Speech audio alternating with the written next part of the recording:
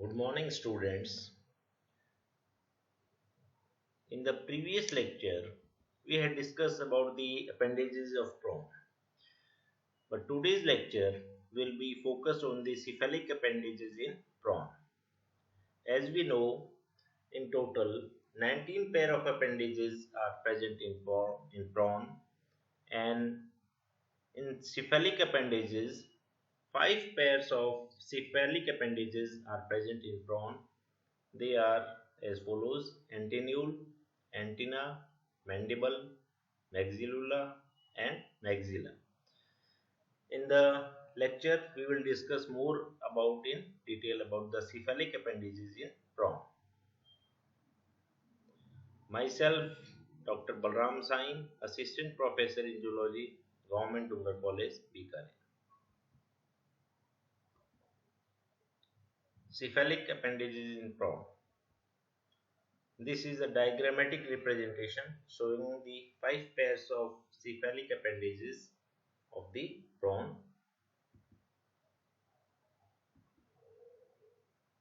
First, antennule.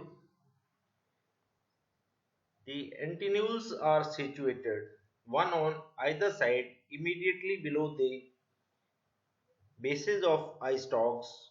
Antennules are uniramous. This is the diagrammatic picture of the antennule.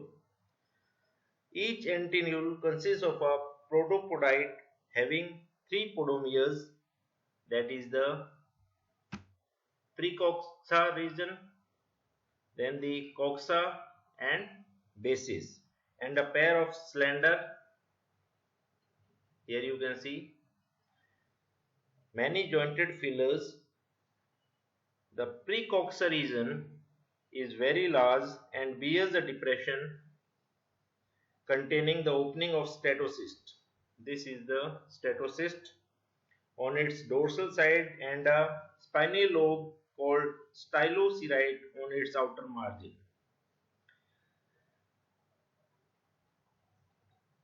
The coxa is short and cylindrical. The basis is longer than the coxa. From the basis arises a pair of long jointed fillers.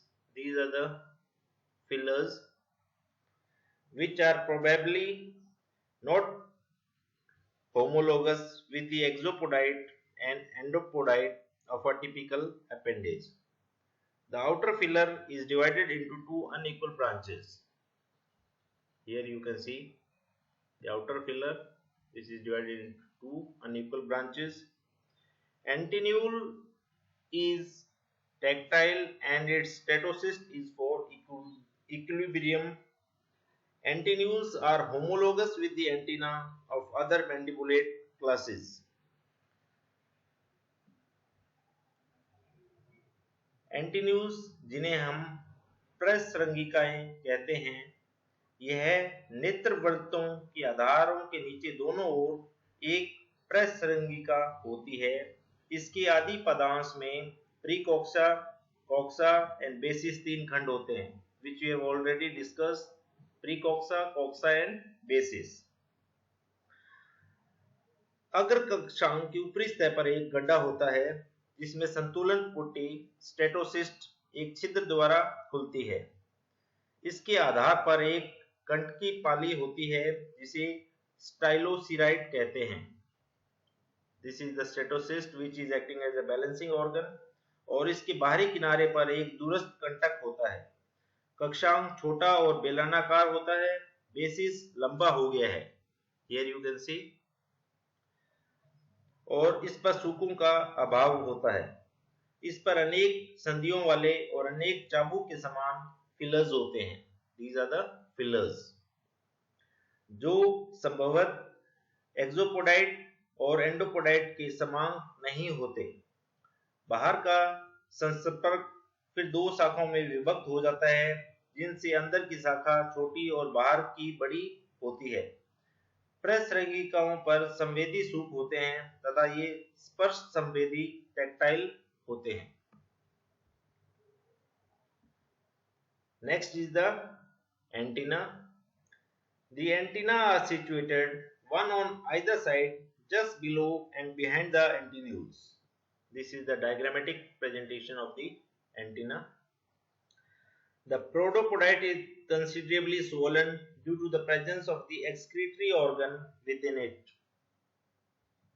Here you can see the renal aperture of the excretory organ, which opens by minute renal aperture on the inner margin of the coxa. This is the coxa, this is the basis, this is the squama, and these are the fillers, and this is the renal aperture. The exopodite is broad leaf-like plate, the squama, while the endopodite is long, many jointed fillers. The squama bears CT along its inner and distal margin and probably serves the function of a balancer during swimming. The antennae are tactile, excretory and balancing in function. Antennae जिन्हें हम श्रृंगिकाएं कहते हैं, दोनों प्रश्रृंगिकाओं के ठीक नीचे एक एक श्रृंगिका पाई जाती है। प्रत्येक का आदि पादांश प्रोडोपोडाइट फूला हुआ होता है क्योंकि इसके अंदर उत्सर्जी अंग होता है। This is the renal aperture और द एक्सक्रीटरी पार्ट जो बाहर की ओर खुलता है। बेसिस पर एक कंटक होता है, जबकि बाहरी पादांश चौड़ी पत्ती के समान प्लेट या सल्क, स्क्वेमा और सल्क के रूप में होता है। इस सल्क के भीतर तथा दूरस्थ तटों पर सीटी पाई जाती है तथा बाहरी चिकने किनारे पर एक छोटा कंटक होता है। संबद्ध सल्क तैरते समय संतुलन का कार्य करता है। इस प्रकार श्रृंगिका सेंसरी, एक्सक्रीटरी, उत्सर्जी और संतुलनकारी बैलेंसिंग ऑर्गन की तरह काम करता है। Next is the mandible. Mandibles are short but stout appendages lying one on each side of the mouth. This is the picture showing the mandible. The greater part of each mandible consists of the coxa. This is the coxa, which is forming the majority part of the mandible and is differentiated into a proximal spoon-shaped apophysis. This is the spoon-shaped apophysis of coxa region and a solid distal head. The head consists of two parts, a molar process with 5 or 6 dental plates. This is the molar process, and a flat plate-like incisor process. This is the incisor process with 3 teeth. The outer margin of the head carries a small 3-jointed mandibular pulp. This is the mandibular pulp you can see in the picture.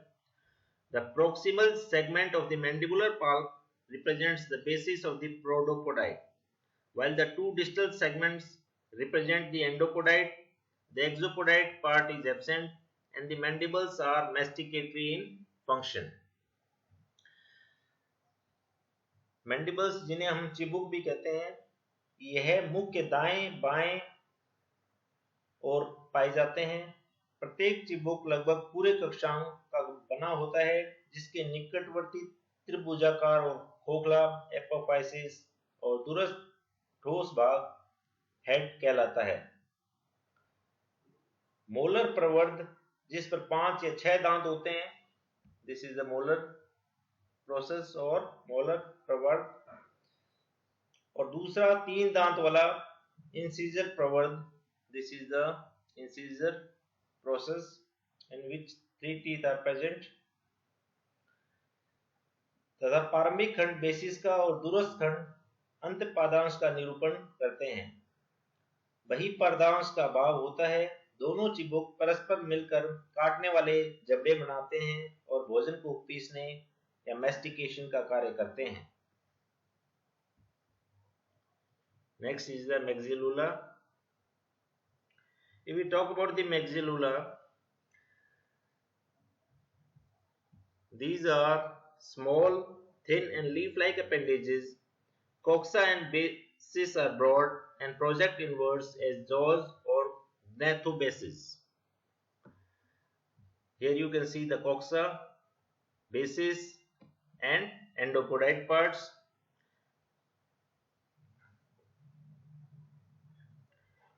Word gnathobases in the Greek language, gnathos means jaw, and these are fringed with bristles. Endopodite part is curved. Here you can see it is curved and bifurcated terminally. Terminal end पर bifurcation is easily visible and it has small hooks. Here you can see the hooks.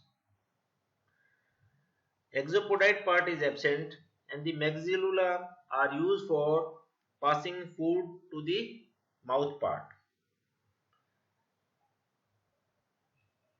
मैक्सिलुला जिन्हें हम लघु जंबिकाएं भी कहते हैं, ये छोटे, पतले और पत्ती के समान उपांग होते हैं।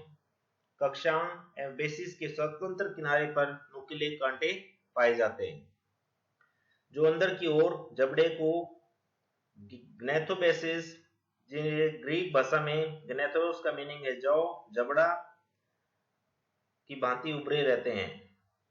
अंतःपादांश का एक वक्रित प्रवर्त जो शीर्ष पर द्विशाखित होता है, यहाँ पे हम द्विशाखित पार्ट देख सकते हैं, और ये भोजन के परिचालन में मदद करते हैं। Next is the maxilla. Here in the picture you can see the maxilla. The maxilla are also thin and leaf-like appendages, and the coxa is very small. Here you can see the coxa part is very small and is incompletely divided into two, while the basis is larger, forming a bifurcated gnathobase with stiff setae at the inner end. And this is the basis, and at the end you can see the endites of the gnathobases. And the endopodite, this is the endopodite, which is small, while the exopodite forms the large fan-shaped or bellar region with plumose bristles along its border. These are the bristles which are easily visible in the picture. The scaphognathoid projects into a gill chamber, causing a current of water on the gills, and maxillae have both feeding and respiratory function. Maxilla, जिन्हें हम जंबिकाएं भी कहते हैं, ये पतले एवं पत्ती के समान मुख्य उपांग होते हैं। इनका कक्षांग छोटा एवं आंशिक रूप से विभाजित होता है, और बेसिस बड़ा अंदर के ताल पर एक द्विशाखित gnathobases बनाता है। These are the gnathobases.